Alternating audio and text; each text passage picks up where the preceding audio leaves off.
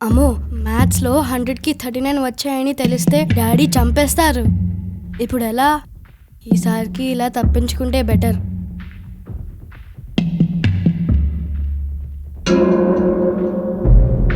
Dad, marks ఇచ్చారు, అన్నిట్లో above 80.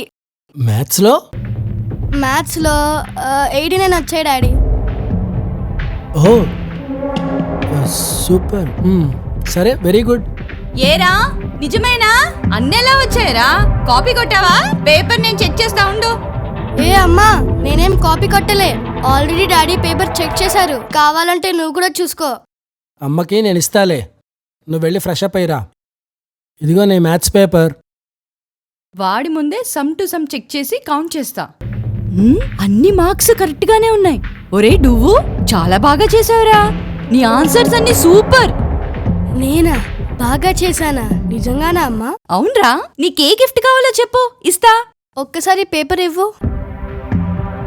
అరే, నేను చేయనివి కూడా చేసినట్టున్నాయి. సరే, నీకోసం పాయసం చేసి తెస్తా. డాడీ, ఎందుకు ఇలా చేశారు? ఒరే, అమ్మ ఇందాక ఏమందో తెలుసా? వాడికి ఎన్ని మార్కులు వచ్చినా పర్లేదు, ఒకవేళ తక్కువ వస్తే ధైర్యంగా నిజాయితీగా ముందుకొచ్చి చెప్పాలి. ఈసారి ఇంకా బాగా చదువుతా అని చెప్పాలి. అదే నేను కోరుకునేది. ఈసారి బాగా రాశాడు చూడు. అయితే గర్వంగా వాడి ముందే పేపర్ చూస్తా, హ్యాపీ ఫీల్ అవుతాడు. అదిరా అంది అమ్మ. చాలా సారీ డాడ్. డివన్, ఒకటి గుర్తుంచుకో, చదువులో మార్క్స్ ముఖ్యం కాదు, మనిషిలో క్యారెక్టర్ ముఖ్యం. కష్టాన్ని ఎదుర్కొనే నిజాయితీ, ధైర్యం ముఖ్యం. అమ్మా, నీకు అబద్ధం చెప్పా. నాకు మ్యాథ్స్లో 39 వచ్చింది.